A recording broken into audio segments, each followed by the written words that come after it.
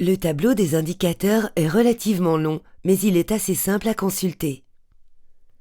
Vous devez aborder ces tableaux comme vous le feriez avec des livres en français et lire d'abord le titre, puis le texte ou le contenu, de gauche à droite, de haut en bas. Ici, le titre du tableau est « Liste des pays importateurs pour le produit sélectionné en 2019 » et le produit étant ici « Café non torréfié, non décaféiné ». Nous examinons en premier lieu la demande du marché mondial pour ce produit. En effet, la première ligne du tableau identifie les indicateurs pour le monde dans son ensemble. La toute première colonne présente la disponibilité de l'information à un niveau de code plus détaillé. Comme nous examinons les données au niveau SH6, nous voyons écrit dans l'entête SH8 qui se réfère aux lignes tarifaires nationales de ce pays. Lorsque nous examinons les données des sous-chapitres SH4, nous voyons écrit dans l'entête SH6. Et si nous examinons au niveau du chapitre le niveau SH2, nous voyons écrit SH4. Partout où il y a un bouton avec le signe plus, des données à un niveau plus détaillé sont disponibles pour le produit sélectionné et le pays correspondant. Nous pouvons le voir en cliquant sur l'un de ces boutons. Maintenant, retournons au tableau au niveau SH6. Nous observons que la colonne suivante contient la liste des pays importateurs de café non torréfié, non décaféiné. Cette liste est triée en fonction de la troisième colonne, la valeur des importations de l'année la plus récente. Comme elle détermine l'ordre du tableau, le titre de cette colonne est jaune et non blanc. Les données de ce tableau sont présentées à l'aide d'une structure simple composée de 4 groupes principaux. Les 5 premières colonnes, sous la rubrique Indicateurs, contiennent des informations sur la demande du produit au cours de la dernière année disponible. Voici la composition de cette rubrique. Premièrement, la valeur des importations au cours de l'année précédente en milliers de dollars américains. C'est la taille du marché en termes de dollars. Notez que les données de valeur sur Trademap sont normalement présentées en milliers, de sorte que 18 201 942 signifie que la valeur totale importée pour le monde en 2019 est 18 201 942 000 dollars américains. Mais attention, les données sur la quantité et donc sur les valeurs unitaires ne sont généralement pas indiquées en milliers, mais en termes absolus. Deuxièmement, nous observons la balance commerciale du pays au cours de l'année précédente.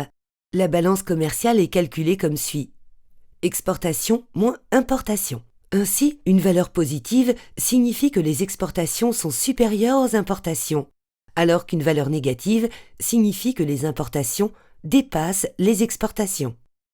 Les valeurs négatives sont en rouge et les valeurs positives en noir.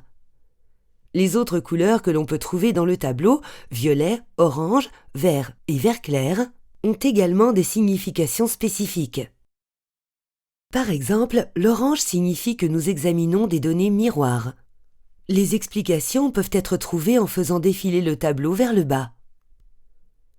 Dans notre cas, nous n'observons pas de données orange. Mais si vous en voyez, veuillez bien noter que ces chiffres représentent des données miroirs. La troisième colonne représente la quantité importée durant l'année précédente, ce qui indique la taille du marché en termes de volume physique. La quatrième colonne présente les unités de quantité dans lesquelles le produit est rapporté. Il est important de noter que les unités varient considérablement selon les produits et les pays. De nombreux produits sont mesurés en tonnes métriques. Les produits liquides ont tendance à être mesurés en litres et certains produits peuvent être exprimés en unités, par exemple les verres de lunettes, etc.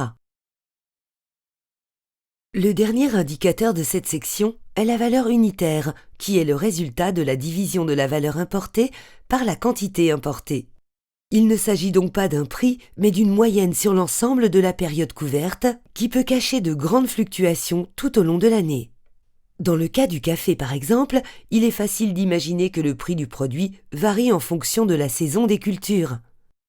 En outre, même à un niveau de description détaillé, comme le niveau à 6 chiffres du système harmonisé, ou encore plus détaillé, comme celui de la ligne tarifaire nationale, les codes regroupent différents produits. Par exemple, dans le cas du café sous le code SH0901 11, il peut s'agir d'un sac de 60 kg de café destiné à la transformation dans l'industrie alimentaire ou un paquet de 2 kg pour la vente au détail. Cela peut également inclure différents types de grains de café comme l'arabica, le robusta et bien d'autres qui présentent des variations de prix. Là encore, la valeur unitaire est une valeur moyenne de chaque unité importée, dans ce cas par tonne, en fonction de la période et des spécifications des produits. On pourrait également dire qu'il s'agit de la moyenne des prix payés par les entreprises importatrices en fonction du produit. Mais elle ne doit pas être confondue avec les prix des produits spécifiques ou les prix de consommation qui incluent entre autres le tarif à l'importation le cas échéant, la valeur ajoutée dans le pays importateur et les taxes pertinentes comme la TVA. Tous ces éléments ne sont pas inclus dans la valeur unitaire. Néanmoins, la valeur unitaire peut être corrélée avec le prix à la consommation du produit, de sorte qu'elle peut être un indicateur utile, en particulier lorsque nous examinons ces variations dans le temps. Lors de l'interprétation de la valeur unitaire, il faut garder en tête qu'une valeur unitaire relativement élevée peut avoir différentes causes. Cela peut être lié à un emballage de petite taille, à des ingrédients coûteux de haute qualité, à un produit de marque ou à des importations hors saison. Mais elle peut aussi être relativement élevée en raison d'une forte demande par rapport à la disponibilité de l'offre. Ainsi, l'indicateur de valeur unitaire doit être analysé avec soin. Pour résumer, le groupe d'indicateurs que nous venons de décrire vous permet d'identifier la situation actuelle du marché pour votre produit. Plus précisément, vous pouvez identifier la taille du marché mondial en termes de valeur et de quantité, la taille des différents marchés d'importation et savoir s'ils sont des importateurs nets ou s'ils exportent également des quantités importantes du même produit. Vous pouvez également savoir si un pays importateur spécifique semble importer à une valeur unitaire supérieure ou inférieure à la moyenne mondiale pour le groupe de produits analysés. Les indicateurs présentent la situation du marché pour l'année la plus récente, mais TradeMap dispose également d'indicateurs qui fournissent une vue dynamique des performances commerciales dans le temps. Nous verrons comment utiliser ces indicateurs dans une autre vidéo.